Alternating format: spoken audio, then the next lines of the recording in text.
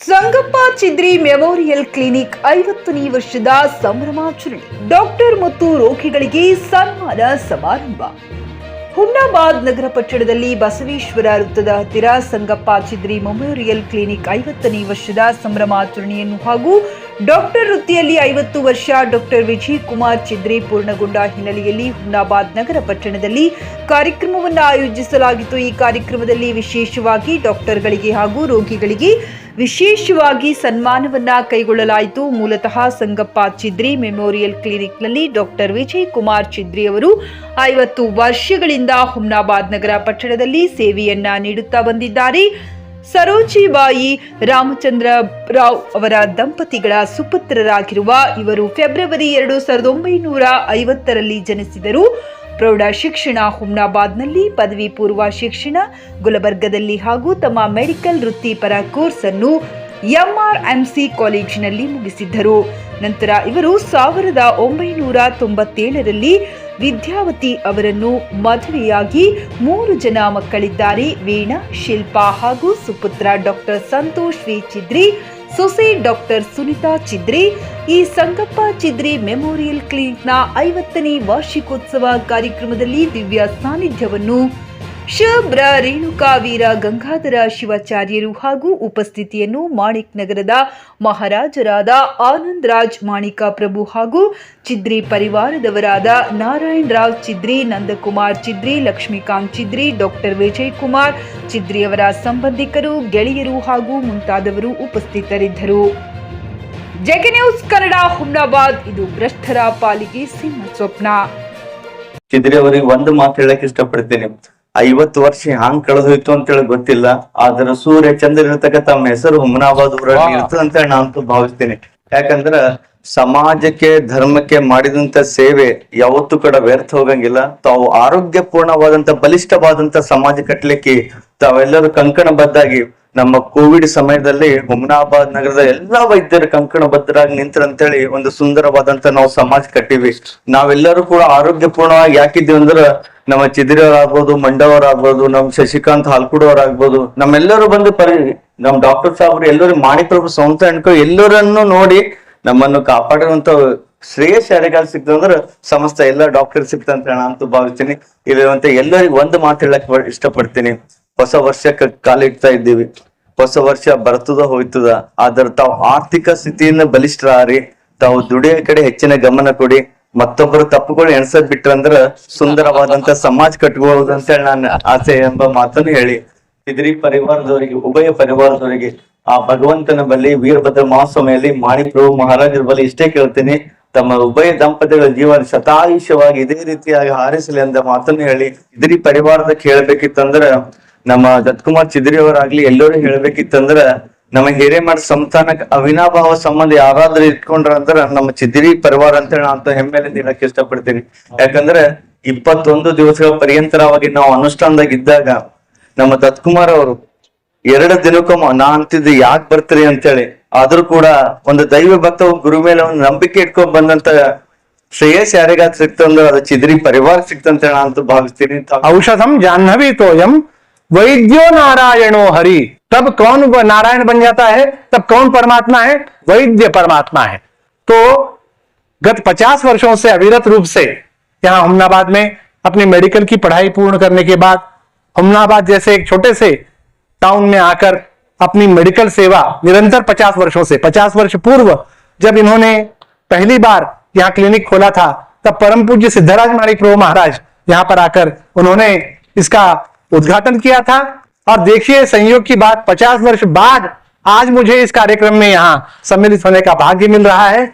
मैं चिद्री परिवार का, समस्त चिद्री परिवार का, न केवल डॉक्टर साहब का, समस्त परिवार का हार्दिक हार्दिक अभिनंदन करता हूं, क्योंकि न केवल मेडिकल के क्षेत्र में अपितु एजुकेशन के क्षेत्र में, सोशल सर्विस के क्षेत्र में, सभी क्षेत्रों में चिद्री परिवार का जो योगदान रहा है वो अतुलनीय ऐसा रहा है। हुमनाबाद की हिस्ट्री में, इतिहास में इस परिवार ने जो योगदान दिया है वो अत्यंत श्लाघनीय ऐसा योगदान है। मैं प्रभु महाराज के चरणों में यही प्रार्थना करता हूं कि वैद्यो नारायणो हरि, डॉक्टर साहब जैसे वैद्य हमें निरंतर रूप से यहाँ हुमनाबाद में मिलते रहे।